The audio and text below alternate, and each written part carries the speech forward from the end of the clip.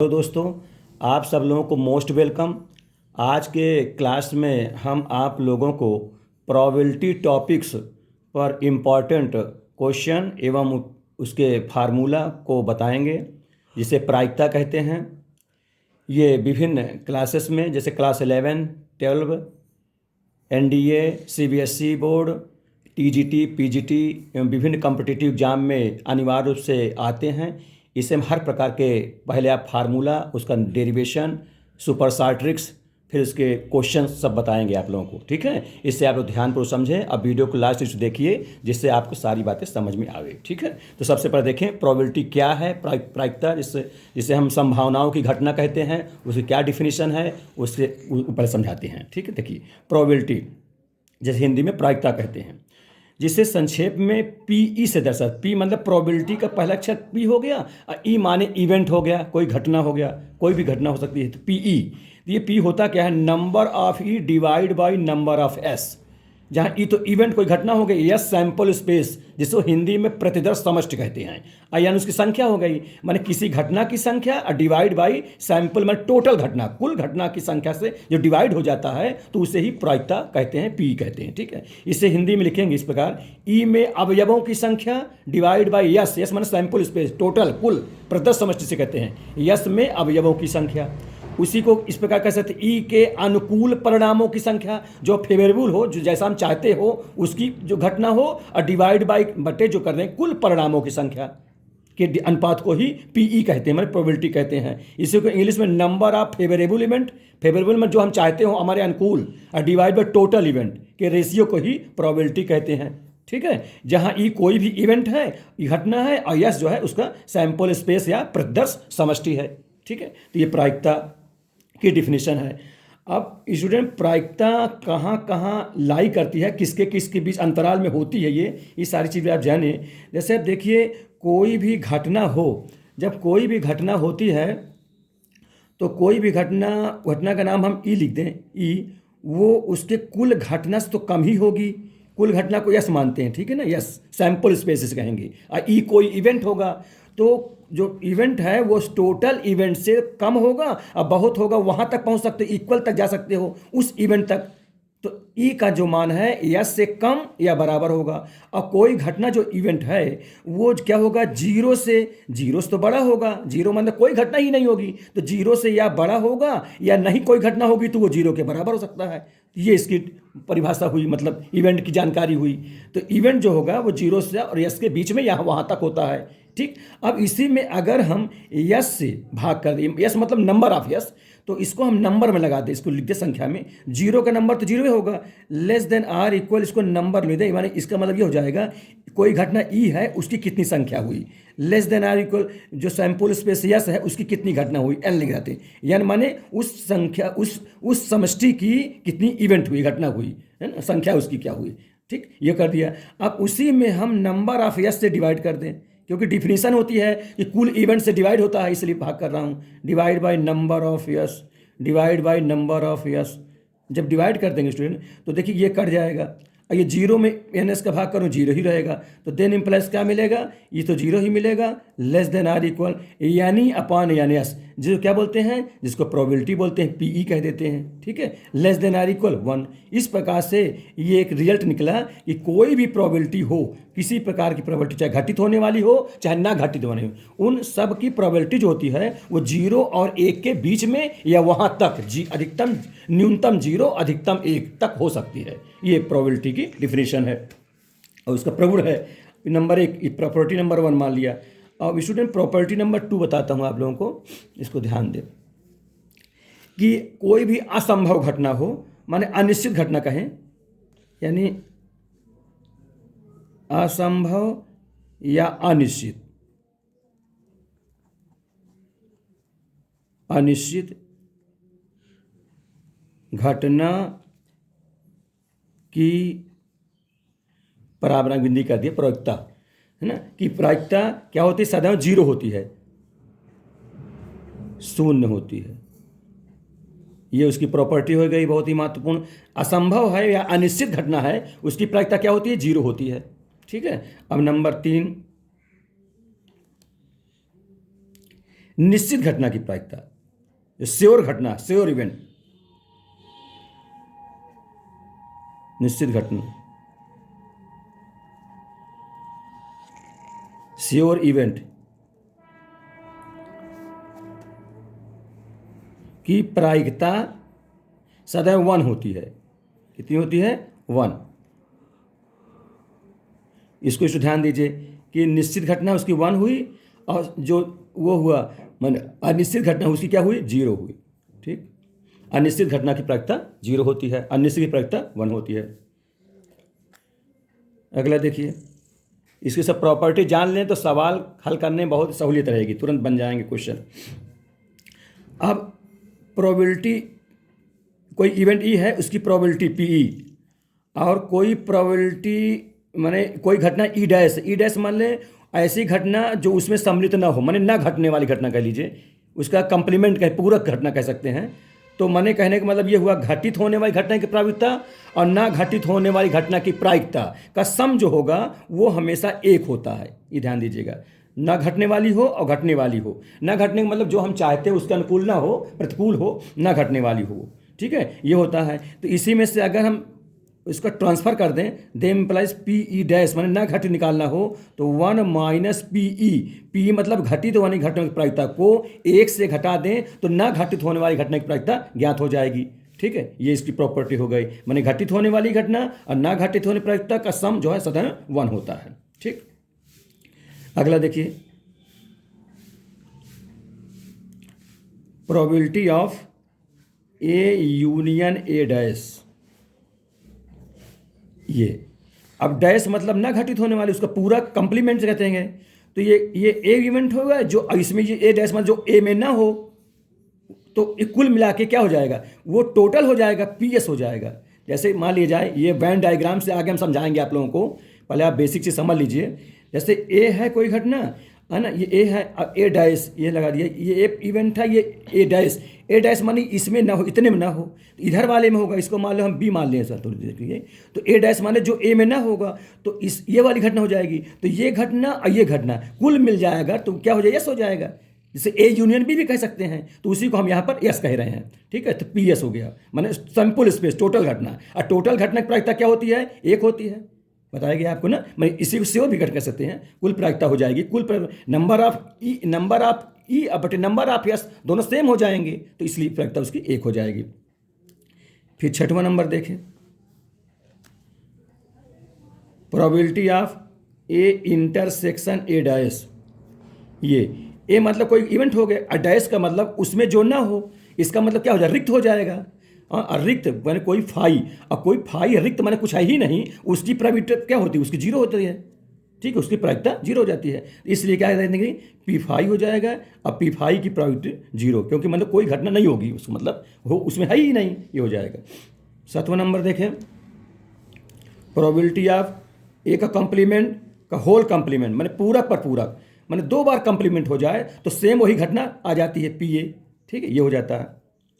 ठीक, फिर इस बार 8वां नंबर देखें, मैं 2 बार कंप्लीमेंट हो पूरक पर पूरक, तो उसको मतलब उसी में ओरिजिनल सेट हो जाएगा, ए हो जाएगा, 2 बार कंप्लीमेंट लगा देंगे तो। 8वीं प्रॉपर्टी है, 8वीं प्रॉपर्टी मैं लिख रहा हूँ, समझा रहा हूँ आप लोगों को। जैसे n विभिन्न वस्तु हैं, n विभिन्न वस्तुओं में से r वस्तु हुई, r उससे छोटी है n, या अधिकतम n तक हो सकता है, में से r वस्तुओं को लेकर बनने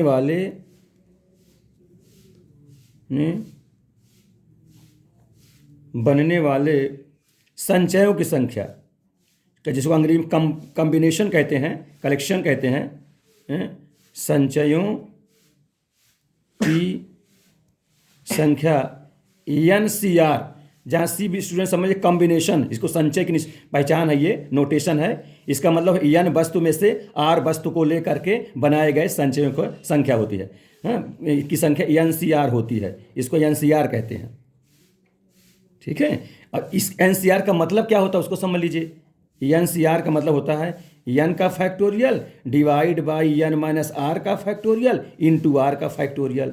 ठीक है, ये फैक्टोरियल को हिंदी में क्रम गुणित भी कहते हैं, ऐसे भी देते हैं, और फैक्टोरियल को ऐसे भी कहा जाता है, ऊपर नीचे बिंदी का इस प्रकार से ऐसे लिए, तो ये थोड़ा आसान लगता है इसलिए ऐसे कह देते हैं। और इसमें फैक्टोरियल का मतलब समझ लीजिए, जैसे हमने एन फैक्टोरियल ऐसे लिखें चाहे ऐसे लिखें, इस प्रकार लिख दें। इसका मतलब होता है कि इस गिनती से लेकर के एक गिनती तक, डिजिट्स 1 तक इंटू करते हुए आना है, घटते क्रम में आना है, डिसेंडिंग ऑर्डर में। जैसे एन लिख दिया पहले, फिर उससे कम एन माइनस 1 इंटू करते हुए एन माइनस, फिर एन माइनस 2, घटते आ रहे हैं, कहाँ तक आएंगे 1 तक, लास्ट में 1 और उसके पहले 2 होगा, ऐसे उसके पहले 3 होगा। मैंने कहने का मतलब एन से घटते क्रम में 1 तक आना है इंटीजर नंबर में, इसी को क्रम गुणित या फैक्टोरियल कहते हैं। ठीक है, तो एन सी आर मतलब एन का factorial divide by N minus R का, दोनों का अंतर, डिफरेंस, हाँ, अपर में या ऊपर बड़ा होगा, नीचे कम होगा, तो उनमें बड़े से छोटे घटा दिया, और नीचे वाले पुनः फैक्टर लगा देते हैं एनसीआर में। जबकि एनपीआर होता है, जो क्रमचय कहते हैं, उसमें ये आर जो पुनः भाग लगा दिए हैं, ये नहीं होता है।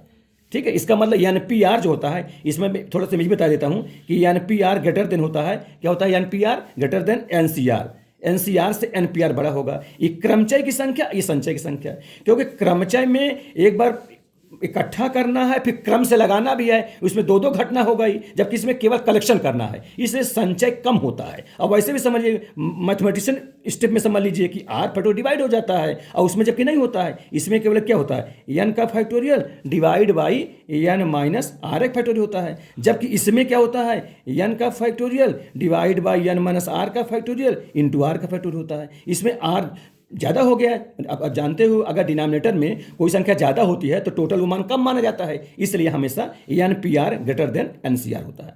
ठीक है स्टूडेंट, ये समझ में गया। तो इस प्रकार बता दिया कि एन विभिन्न वस्तुओं में से आर वस्तुओं को लेकर बनने वाले संचय संख्या को एन सी आर कहते हैं, है ना। और एन सी आर ये बता दिया क्या होता है, उसको उसकी फैक्टोरियल की परिभाषा क्या है ये बता दिया। ठीक है, ये सब काम आएंगे, अभी क्वेश्चन कराएंगे तो प्रोबेबिलिटी के। ठीक, अब आगे देखिए,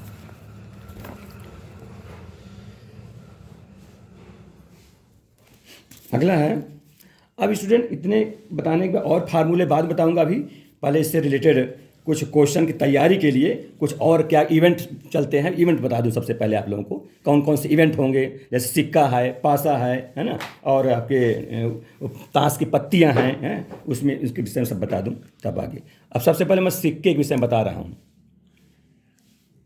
सिक्का, जिसको अंग्रेजी में कॉइन कहते हैं, COOIN।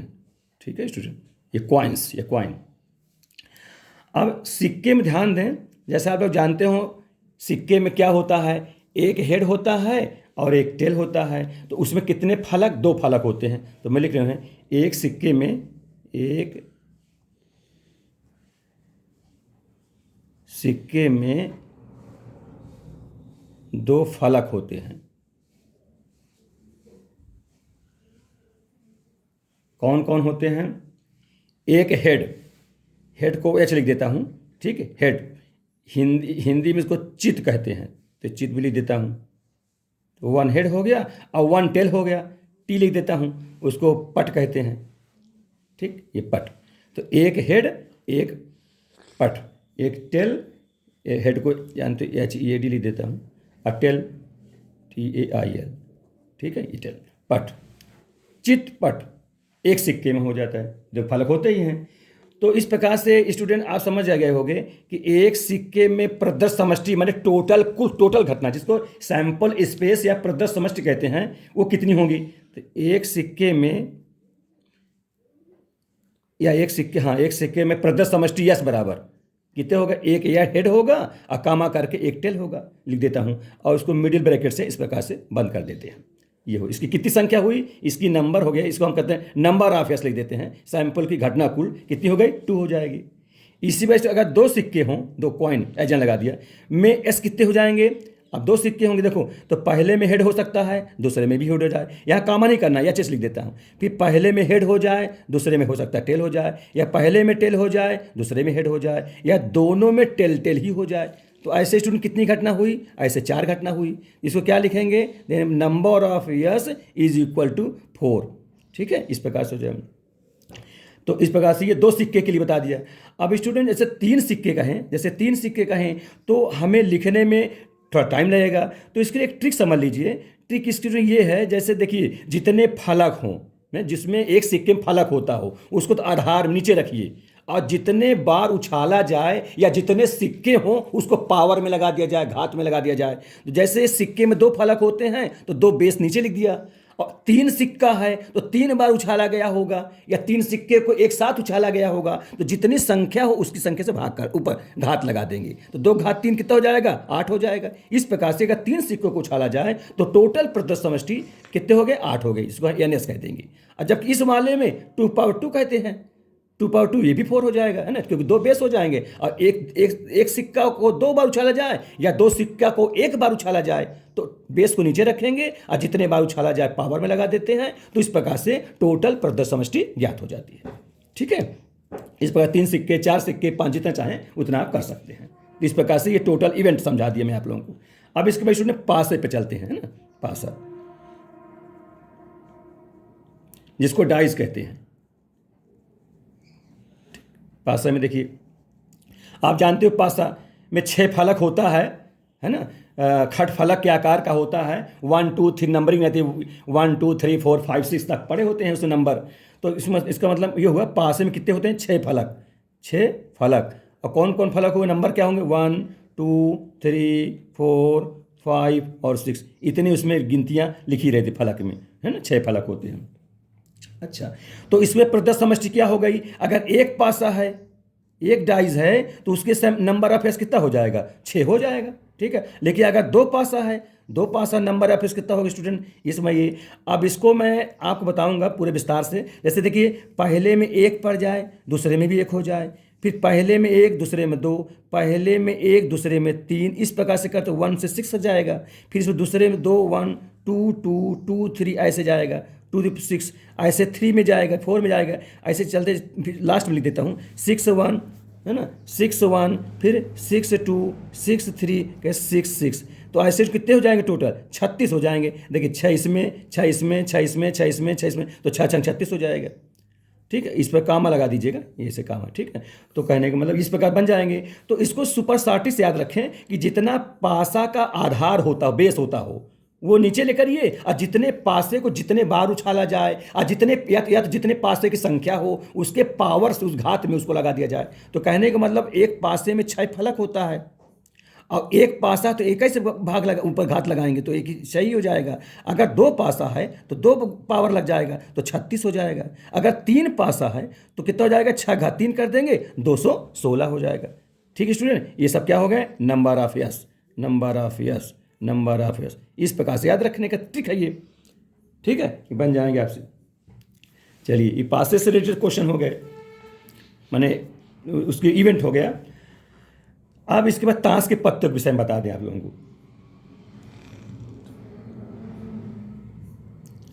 ताश के पत्ते प्लेइंग कार्ड से कहते हैं, प्लेइंग कार्ड। ठीक है, प्लेइंग कार्ड्स, ताश के पत्ते। इसमें जो कितने पत्ते होते हैं आप लोग जानते हो, 52 पत्ते होते हैं। ठीक, ताश के पत्ते में 52 पत्ते होते हैं कुल। अब इसमें समझ लीजिए कि कितने, जैसे 4 पत्ते किसके होते हैं, हाँ 13 पत्ते किसके होते हैं, सब जानना है आपको। जैसे जिसमें हम लिखे देते हैं, जिसमें 4 प्रकार की, 4 प्रकार के 13 पत्ते, 13 पत्ते, वो काहे के लिख देता हूँ, हुकुम, ठीक, चिड़ी और पान और ईंट। ये स्टूडेंट 13 पत्ते होते हैं। 4 का एक सेट है, सूट है ये, जिसमें 13 पत्ते होते हैं। 13 हुकुम के, 13 चिड़ी, 13 पान, 13 ईंट, ये हो जाता है।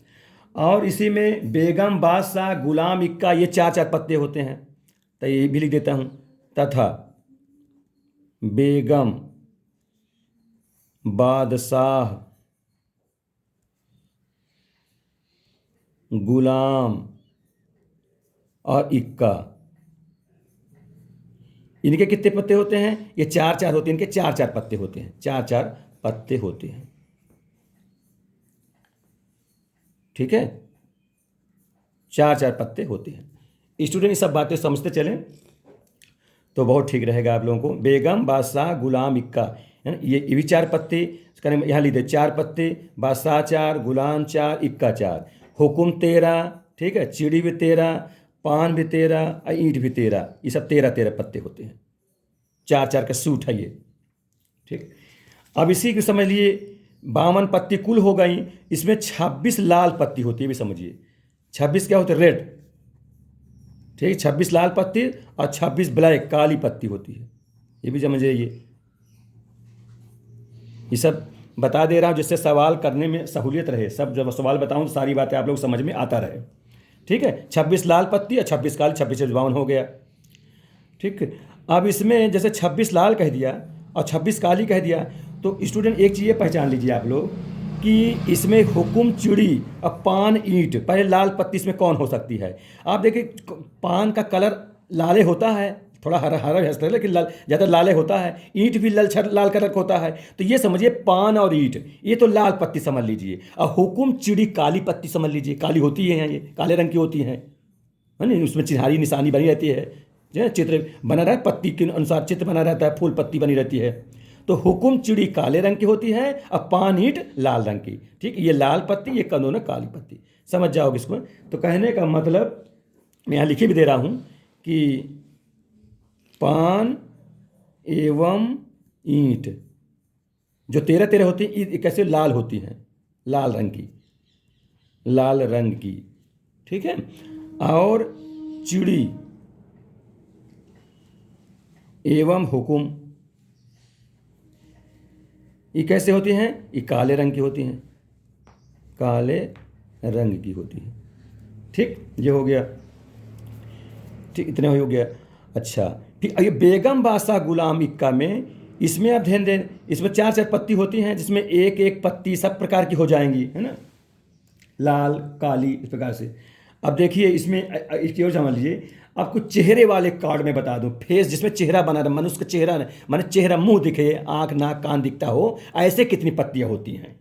ऐसे समझिए एक बेगम का, एक माने 4 बेगम है, तो 4 बेगम, 4 बादशाह, 4 गुलाम, इन्हीं की चेहरा रहता है। तो कहने का मैं चेहरे वाले फेस कार्ड, या फेस कार्ड कह ले, चेहरे वाले कार्ड लिख देता हूँ, चेहरे वाले या फेस कार्ड, फेस कार्ड, ये कितने होले, चेहरे वाले पत्ते की संख्या, चेहरे वाले कितने होते हैं, 4 बादशाह, 4 बेगम और 4 गुलाम, तो कुल कितना 12 पत्ते होते हैं, ठीक। 4 बेगम, 4 बादशाह, 4 गुलाम, 12 पत्ते, कुल 12, कुल लिख देता हूँ, पत्ते कुल 12 पत्ते होते हैं, पत्ते होते हैं, ठीक है स्टूडेंट। ये चेहरे वाले हो गए। अब यह बात आपके समझ में आ गई होगी, इसी को मैं इस ढंग से कर समझा देता हूँ। 52 टोटल पत्ती ऐसे करके, जिसमें 26 लाल लिख देता हूँ, 26 लाल और 26 काली, ब्लैक। और फिर लाल वाले में कौन कौन, 13 पान का लाल, 13 ईंट का लाल पत्ती। और काली वाले में देखिए, काली वाले में कितना हो, 13 चिड़ी का और 13 हुकुम का, ठीक। इस प्रकार से ये बातें आपकी समझ में आ गई हुई, 13 पान, 13 ईंट, 13 चिड़ी, 13 हुकुम, 13 पत्ती हो, 52 पत्ती टोटल होती हैं। अब फेस कार्ड बता दिया गया, ये सारी बातें आपको जान गए। तो फिर इसके बाद इतना ये आप लोग इसका समझिए, और फिर इसके बाद दूसरे वाले वीडियो में हम आपको लेक्चर, ये हमारा लेक्चर 1 होगा। अब लेक्चर 2 में भी हम आपको योगशील सिद्धांत वगैरह, आप उसके थ्योरम, गुणनशील सिद्धांत और उससे रिलेटेड क्वेश्चन, ये सब बातें बताएंगे, है ना। क्वेश्चन आपको नेक्स्ट वीडियो में बताएंगे, ठीक है।